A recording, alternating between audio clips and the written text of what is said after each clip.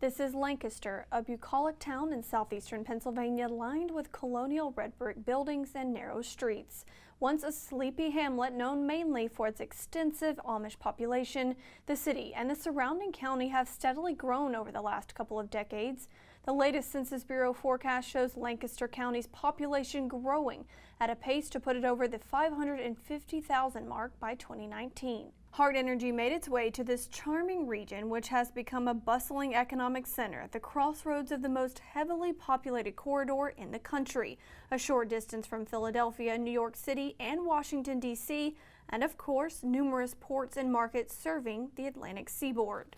On the outskirts of town, an office on the basement floor of a nondescript building has been bustling too. You won't find any signage here, but rest assured this has been the nerve center of one of the biggest economic boosters for the region, for all of the Northeast really, over the last 4 years.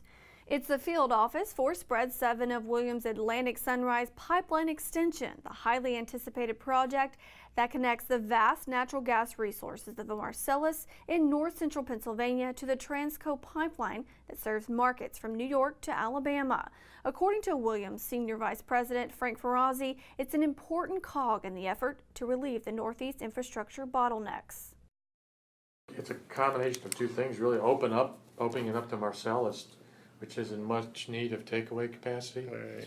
So giving access to the market on Transco, and not just a little bit of the market, the path that we cover really essentially gives them access to virtually all the markets on the East Coast that Transco serves. It will interconnect with Transco's main line in southeast Pennsylvania, and then it has access to all the customers that have capacity through that, including those that serve the New York market.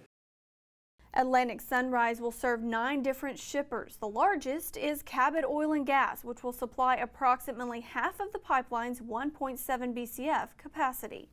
Producers won't be the only ones benefiting. Ferrazzi told Hart Energy's group managing editor Lynn Vermillion that the project connects many markets on the East Coast to Marcellus natural gas for the very first time.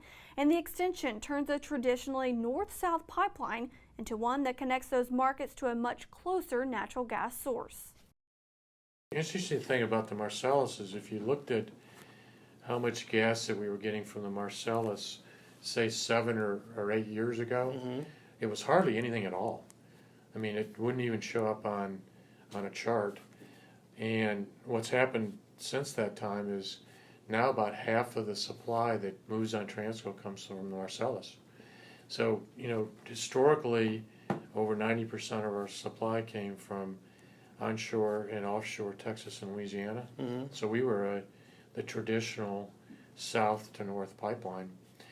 And, when the end of your pipeline is serving the New York market, can you imagine that if all the supply was coming from the Gulf Coast and you had to expand your pipeline from that point to New York, it would be very, very expensive. As the final connections were made and CAT operators worked feverishly this summer to lay 4 feet of ground over the remaining pieces of 40-inch pipe in southern Lancaster County, Williams executives talked to Hart Energy about the long, treacherous road to get to full service. Atlantic Sunrise was built through 189 miles of greenfield development that traversed rugged hills and plenty of streams. It goes around and under farms, past cities, and even crosses roadways. Evan Kirchen, Vice President of Engineering and Construction, said a greenfield path always has its challenges. Besides the terrain, regulations, and yes, even protesters, Pennsylvania had one of its nastiest winters in recent memories this year. Williams voluntarily rerouted the pipeline at the request of landowners and said it also aimed to make the minimal amount of impact to the environment. We spend a good bit of effort with our outreach with the local communities and landowners to get the highest level of cooperation on selecting that route, and then also working with the regulatory authorities, primarily around water bodies. More than half of the pipeline was modified at points to accommodate the feedback from landowners. What's next for Atlantic Sunrise? Williams officials aren't saying, but Ferrazzi didn't rule out any possibilities. 100% of the capacity is sold out, but there is potential over time to expand that pipeline. For more on Atlantic Sunrise, visit midstreambusiness.com.